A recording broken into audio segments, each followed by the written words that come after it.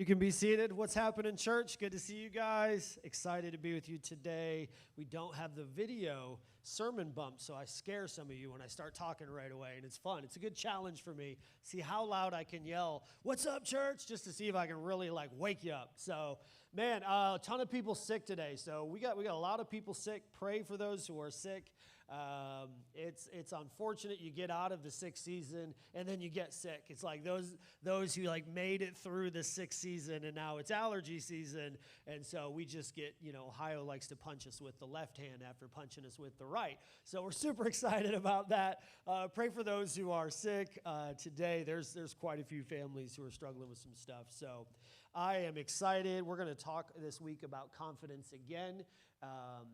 I am going to follow up a little bit on last week's message on confidence. I think it's important enough to just add an extra week. I almost never do this. I almost always do series, and so it is very different for me to be like, hold on, pause, let's do a follow-up to last week. So I'm excited for it. It's something different. I rarely do. So last week we talked about this idea of confidence, and we talked about where we can find confidence and places we can look for confidence. And so this week, we're going to get to Genesis chapter 41. But before we do, I want to talk to you just for a minute about this idea that Satan is the father of lies. And he does not care which lie we believe. I grew up and you would hear oh, the enemy's coming after you this way. And I kind of as a kid would believe that there was one lie he was trying to tell us, and I just needed to find that one lie. What I've begun to realize the more I study Scripture and the older I get, that he has many lies, and he doesn't care which one we believe as long as we just believe anything that's not truth. God wants us to be confident people. God wants us to be confident not only for eternity, but also in life. God does not want us to be fearful people because that's not what is best for us. It is best for us to live in the confidence of knowing that we were created by God and we are his children and he loves us and he's for us. And it's best for us to know that we have this calling from him and that he's blessed us with this calling. And it's best for us to be in community. And when we're in community, we grow in confidence. And the enemy knows this. And so what the enemy does is he throws as many substitutes for confidence as he possibly can our way. And again, it doesn't matter which lie we believe, which substitute we accept. He just doesn't want us confident. If we're confident, we are a threat to the enemy. If you're a confident husband, you spend less time tracking your wife on the phone to see if she's somewhere she shouldn't be and more time praying, and you're more of a threat to the enemy of God. If you're a confident family, you spend more time doing productive, confident things and less time checking up on each other to make sure I'm getting what's mine. So he doesn't want us confident. He wants us fearful because we're less of a threat when we're fearful. So he provides substitute to confidence.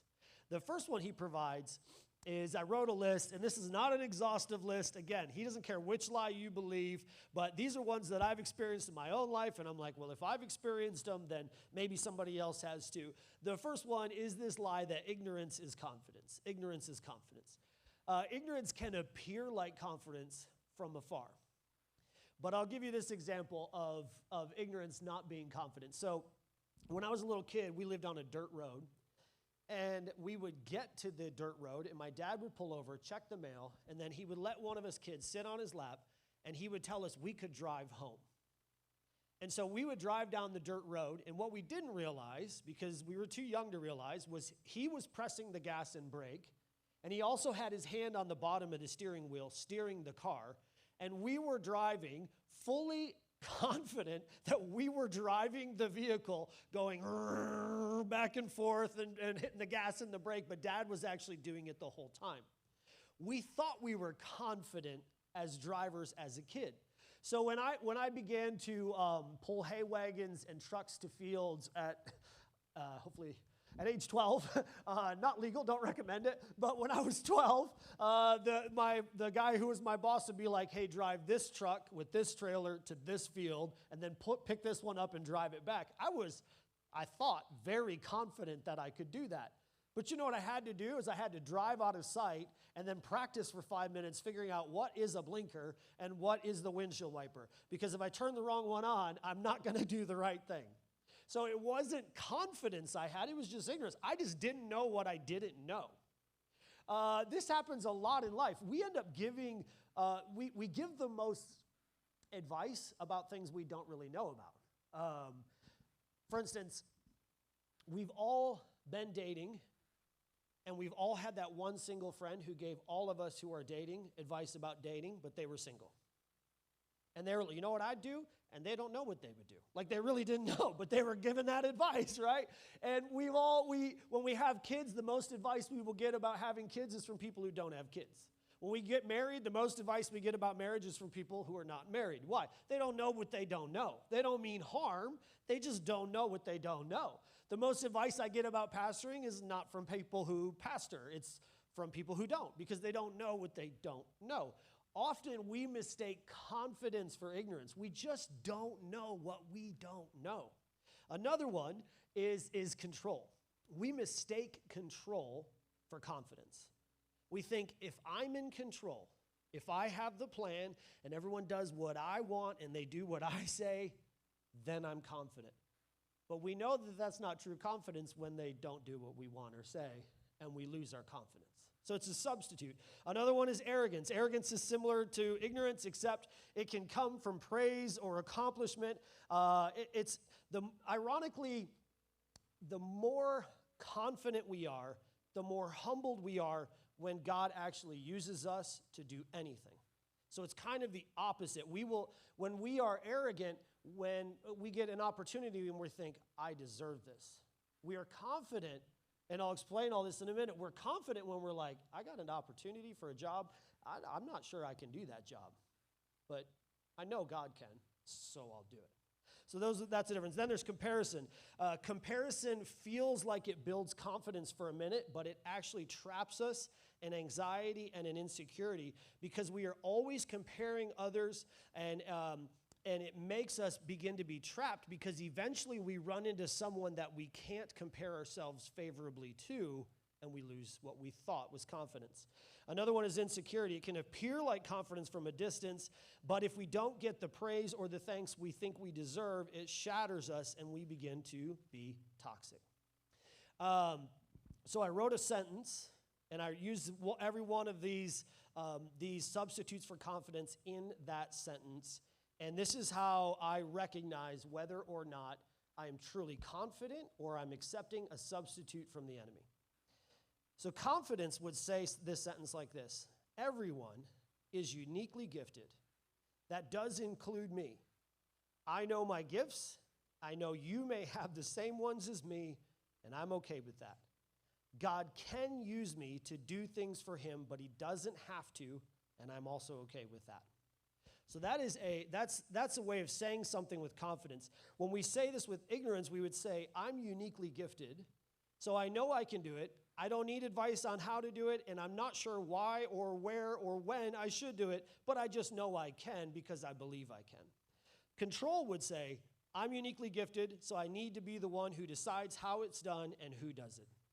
Arrogance would say, I'm uniquely gifted, I don't need help from anyone, and I just know I got it. Comparison would say, my unique gifts are better than yours, so I deserve to be the one to do it. And insecurity would say, I'm uniquely gifted, but no one ever notices that or points mine out or thanks me when I use them. Instead, they just thank others, and it really upsets me. So when we talk about confidence, I don't want to mistake confidence for any of these things, okay? Because these things are substitutes that the enemy throws at us daily. And we have to battle these things consistently and daily, okay? So look at Genesis chapter 41. Genesis chapter 41, this is verse 14. Pharaoh sent and called Joseph. They quickly brought him out of a pit. When he had shaved himself and changed his clothes, he came in before Pharaoh. And Pharaoh said to Joseph, I've had a dream. There is no one who can interpret it. I've heard it said of you that when you hear a dream, you can interpret it. Look at Joseph's answer. Joseph answered Pharaoh, it is not in me. God will give Pharaoh a favorable answer. Now look down at verse 34. Let Pharaoh proceed to appoint overseers of the land and take 1/5 of the produce of the land of Egypt during the 7 plentiful years. Let them gather all the food of those good years that are coming and store up grain under the authority of Pharaoh for food in the cities, and let them keep it. That food shall be a reserve for the land against the 7 years of famine that are to occur in the land of Egypt, so that the land may not perish through the famine. I'm going to give you a quick rendition of this story of what Joseph is talking about. And it's a long story. I recommend you read the whole thing. It's a lot of chapters in Genesis.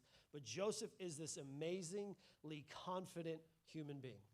And Joseph is this human being that when he's placed before Pharaoh, he responds with this confident plan, and he responds with this interpretation of the dream Pharaoh is asking him to interpret. So the story of Joseph is this. Joseph has a dad who has made some very questionable moral decisions. Very questionable.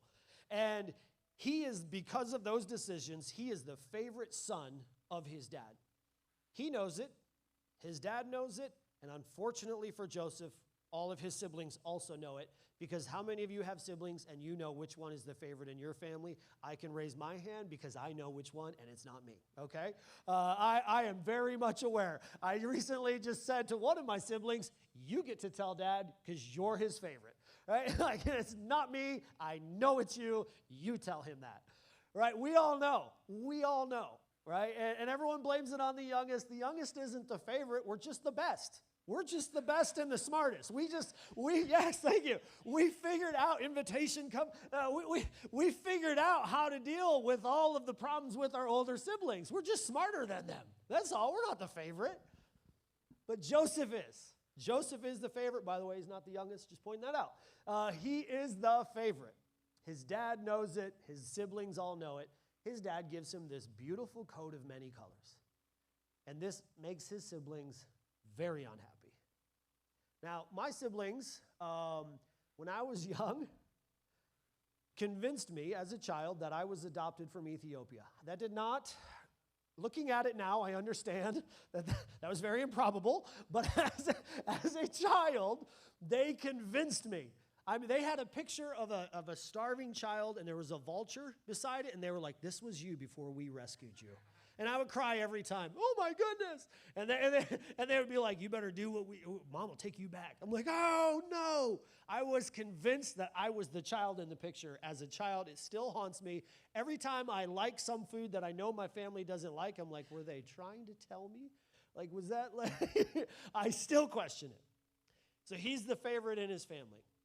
And God has given him this gift. He is a very confident human being. And God has blessed him with the ability to understand dreams. And this also upsets his family. So one day, he's wearing his fancy coat out, and he's walking along, and his brothers see him coming, and they're like, you know what we're going to do? We're going to kill him. Now, my siblings told me I was adopted. They didn't try to murder me, at least. So we're going to kill him, and we're going to take his coat and tell Dad he's dead. And so they try this, and then they instead throw him in a pit, and the brother decides, you know what we'll do? We'll be merciful. We'll sell him as a human slave instead. That's way more merciful. So they sell him into slavery.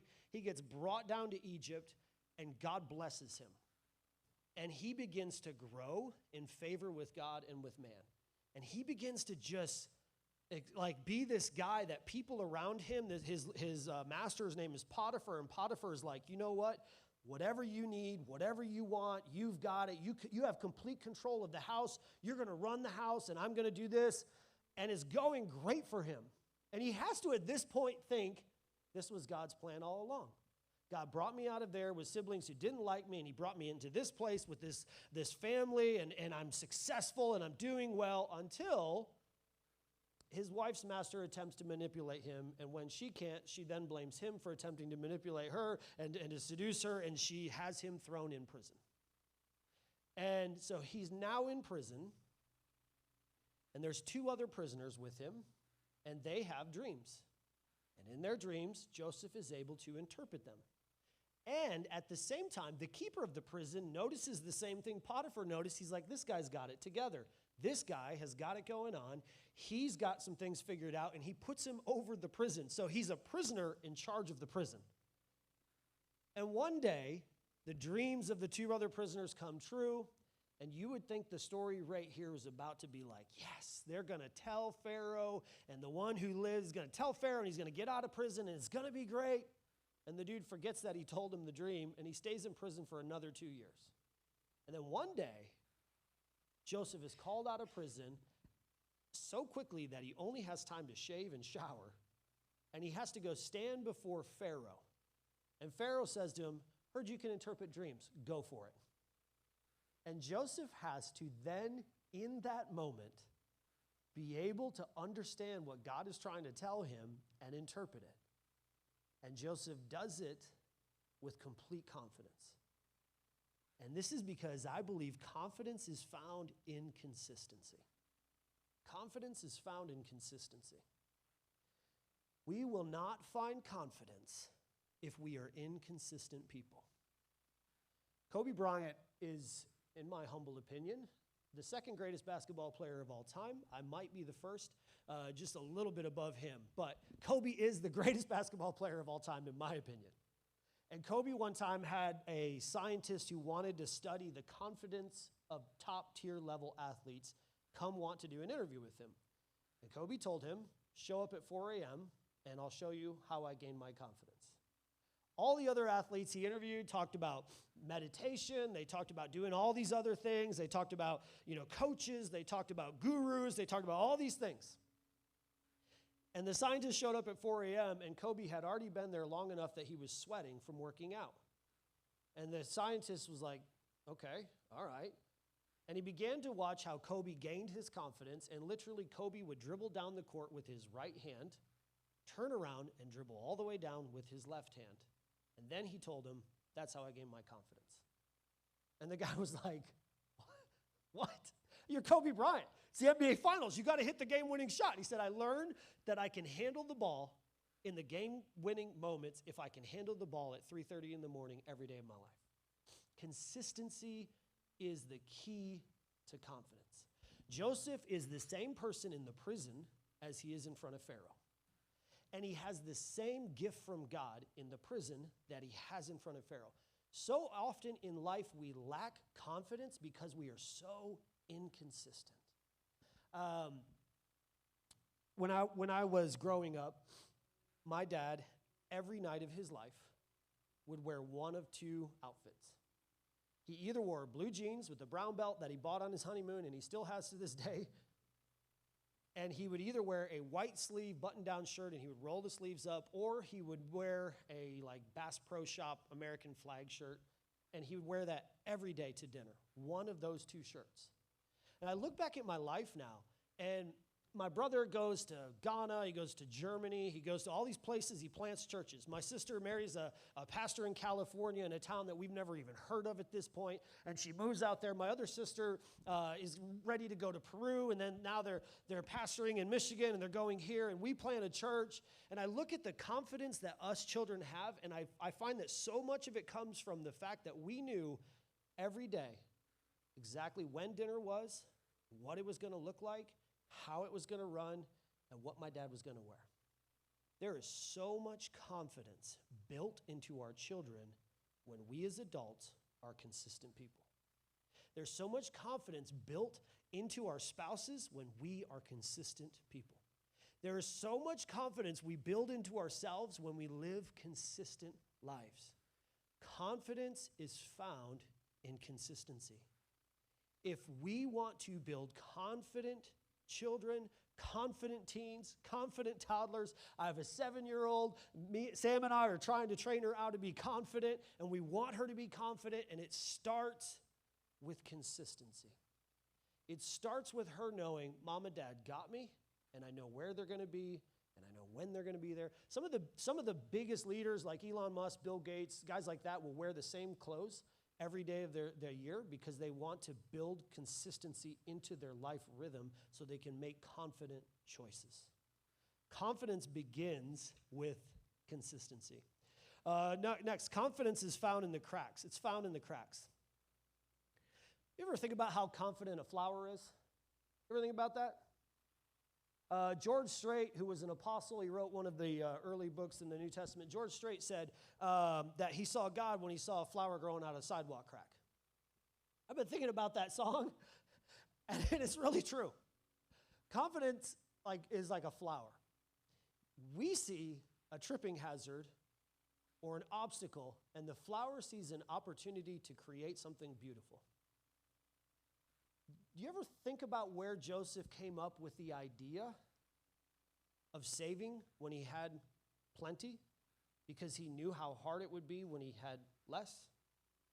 See, so many of us don't want the challenge, but Joseph learned how to survive with less. And when Pharaoh said to him, man, you interpreted my dream perfectly, what should we do? He said, hey, I got a plan. You know where he learned the plan? He learned the plan in the pit. He learned the plan in the prison when he had the less. We so often in life, don't want the challenge. We don't want the obstacles. We don't want the circumstances to be difficult, and yet it is the challenge that builds the confidence. It is the very things that we ask God to take out of our lives, and he keeps them in our lives, that builds confidence in us that we can get through the difficult times. If we want to be confident people, we should be asking God, God, don't change my circumstances, change me. Change my confidence. Don't change my circumstances, change my confidence. So in middle school, we did something called Sunday school. I probably got to explain Sunday school. Sunday school is like age and gender specific small groups on a Sunday morning before the church begins, but it is led by more of like a classroom style. There's one teacher, no one else talks, but there's like 6 of you who are the same exact age and the same gender, and you're in a room together. And that teacher teaches you a Sunday school lesson, a short lesson about the history of the Bible. In middle school, I had what I thought was like the greatest Sunday school teacher of all time. Me and my friends hanging out, we loved this guy. When I got into high school, I had a Sunday school teacher who was not quite as kind as the middle school one. And I'm trying to think of the absolute best way I can say this because we put these things on YouTube. He was more about control than confidence. We'll say that. And I found as I got into high school that I began to absolutely dread Sunday school.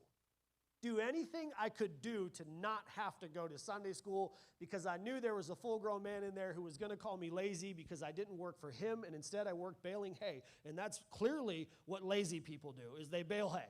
And I would like, man, we're not going to learn anything about the Bible this morning. Instead, we're going to be told that if we don't like to hunt deer, we're not men. And if we wear our hats backwards, that's the direction in life we're headed. And if we don't work as a well driller, then we're a loser. And I'm like, man, I don't want to go to Sunday school. And I would tell my dad, I'm like, Dad, I don't want to go to that. That's awful. And my dad would just like, okay, keep going. And I would get so frustrated for years. Like every Sunday morning, I'm like, we're going to do this again? And one day, I found my mom's prayer journal. And the prayer journal every Sunday for years was, God, help my son learn how to be confident even when his Sunday school teachers tell him things that attempt to break his confidence. You know, my parents knew the entire time and they never changed my circumstance.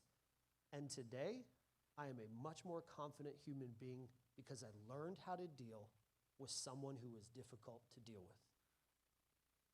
If every time our kids have a bad t-ball coach, we switch t-ball teams, we will change their circumstances, but we will not build their confidence.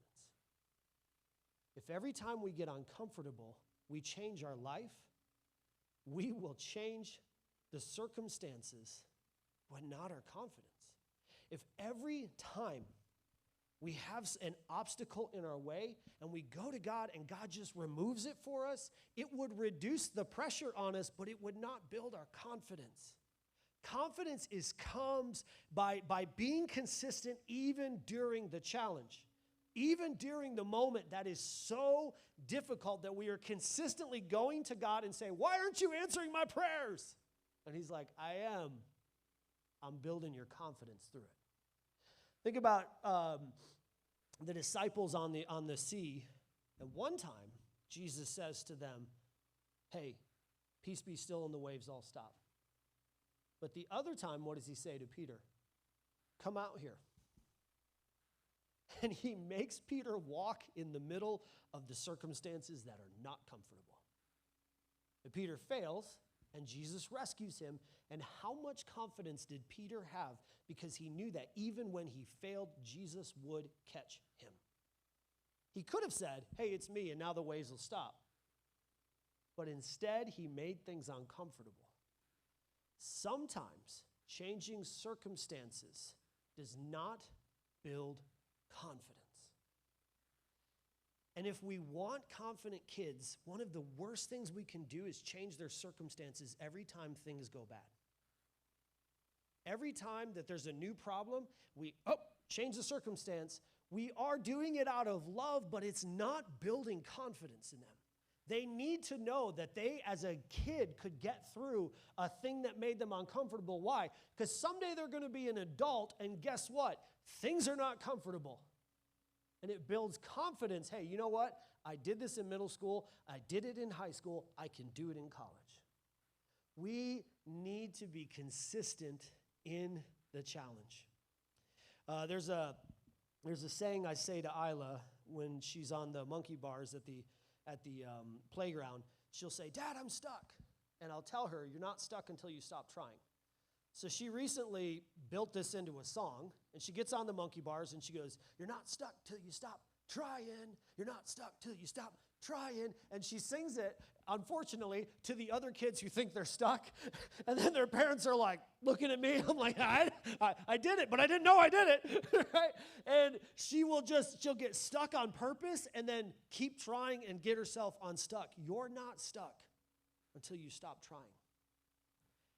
God is desperately attempting to build confidence in our lives. I remember the first year of marriage for Sam and I was interesting because I had never seen my parents fight, so I just believed what Disney says, that if you're in love, it's happily ever after. You never fight after you get married. Like, how could you? My parents never fought in front of us, ever. So we're first married, and I'm like, wait a minute, you don't want to go to Taco Bell? I only want to go to Taco. Like I don't understand. I thought we had everything in common. I thought you loved me. You know, like all worked up over silly little arguments. And I had to call my dad. I'm like, Dad. He's like, son, do you really think we never fought? He's like, why do you think your mom and I went on so many walks? Oh, right? Often in life, we can try to hide the circumstances of life from our family, and it doesn't build confidence in them. When the hard time comes, they need to know they've been through hard times before. There is a Japanese art, and it is filling broken pieces of pottery that shatter and break. It's filling the broken pieces with gold, turning what was cracked into art. This is what God does with us. Even the parts of us that are absolutely broken and shattered, he turns into beautiful things. And him turning the broken pieces of our life into beauty builds so much confidence in our lives. But so often in our life, we say, I don't want the challenge. I don't want the difficulty. I don't want the hard time. I don't want the struggles. I don't want the bills. I don't want the pain. I don't want the problem. But the art is waiting on the other side of the crack. The beauty is there the entire time. It just takes someone to see it. The flower sees the opportunity when we see the obstacle. Joseph learns in the prison how to survive in a difficult time. And when Pharaoh says to him, like, bro, we don't know what to do. He's like, ironically enough, I spent time in your prison. It's not nice. We don't have food. I learned how to save. And he rises meteorically up this chart. You read the rest of the story, he's second in command in a kingdom that he's a slave in. all because he's willing to stay consistent in the cracks. You don't find him. It's so beautiful. The thing you don't find about Joseph is him getting in front of Pharaoh and being like, yeah, I'll tell you. Sure, but first we got to talk about Potiphar and how he's a bad guy. And if he was a good guy, we wouldn't even be in this situation. We don't even find that with him. We never find him mentioning Potiphar's name again. He's so confident in God. He says, no, I can't interpret your dream, but God can. Which brings us to the last one. Confidence is found in certainty. It's found in certainty. I love my family. I love where I grew up. We have this beautiful lake. We live on this really pretty lake. And, but unfortunately, my dad's dad was not in the picture. And so I learned how to build things from my dad, who doesn't know how to build things. And so our dock is a testimony to that. And our dock is an interesting thing. So every year when we go, Raj and Rachel joining us this year in the UP, I'm going to tell you this now. There's a test, okay? What I do when I get to the UP, even though I'm so excited to see the lake and to go to the lake and stand on the edge of the dock, what I do is I give it one of two tests every year when I'm up there. One, I wake up before anybody else and I walk out on the dock and I'm pretending to be like studying the trees, but I'm actually like testing the dock to see if it's going to break when I step on it. And I just walk slowly out testing the dock until I'm like, okay, it's good. We're good. Or less kindly, I just wait for my brother-in-law to go walking out on the dock first. And if he falls out on it, I'm like, then I'm good, right? Like, I'm good. If you don't break it, I won't. I don't step on the dock until I'm certain of the dock. I don't stand on it. Confidence is found in standing only on the things you're certain of. Joseph says to Pharaoh, I know I can't interpret this dream, but I know God can. Because the only thing he's certain of is God. So the only thing he's willing to stand on is God. We lack confidence so much because we live so much of our life based off of we think or feel or imagine. So if you don't know that they said it about you, don't stand on it. If you just think they meant to actually say this because you think they don't like you or your kids or your husband or your family or your mother-in-law, don't stand on that. You're not certain of it. Don't even stand on your own ability to do things. Stand on what you're certain of. Joseph is absolutely certain that he cannot do it, and God can. And there's so much confidence found. And hey, God showed me the dream in the prison. He'll show it to me in front of Pharaoh. I am certain of him. So in life, you're not certain that you can do the things God's called you to do. Don't stand on you, stand on God. We ask you to do something in church, you're like, I don't know if I can do it. Don't stand on yourself, stand on God. You're looking for a new job and you're like, I'm not sure I can find one. You can't. God can. You're single and you're looking for the person and you're like, how do I find a good person in this world? You can't. God can. You're trying to be a good parent. How do I be a good parent in today's culture? You can't. God can help you. How do I be a loving spouse in a culture that tells you the only bad people in the world are the spouse? You can't, but God can. God can do exceedingly abundantly above all that you ask, think, or imagine. So stand on him. Joseph's confidence is entirely built on God was consistently showing me the dreams in the past. He's going to consistently come through for me right now, even in a challenge. And he's not being ignorant. He knows what he's facing. Get this wrong, at best you go back to prison. He's not being arrogant because he's not saying it's about him. He's not even about control. He's like, Pharaoh, here's what I would do. It's up to you. He's not comparing himself. We don't find him making fun of the people who couldn't interpret the dream. He's just simply standing on, I have none of the answers, and God has them all. And I find so much confidence the more I realize I can't do what he's asked me to do.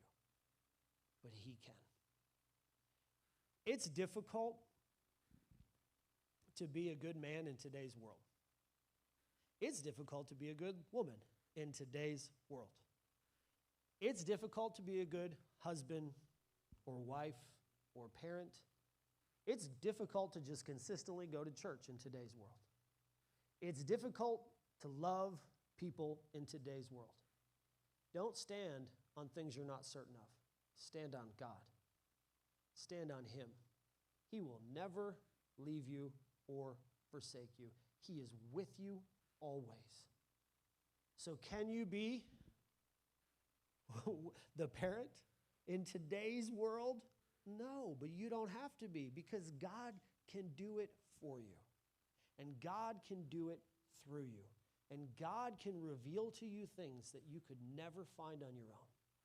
And then when we find confidence, confidence begins to draw the things that we've been chasing through our insecurity all along. When we find the confidence, the titles, the things that we've chased, his brothers are chasing love, and he just steps out in confidence. He gets the titles, and his whole family gets returned to him. And we find this beautiful story of a man who lives in godly confidence, changing the world through confidence. I'm going to ask you all to stand to your feet today. I know that we covered a lot. I just wonder,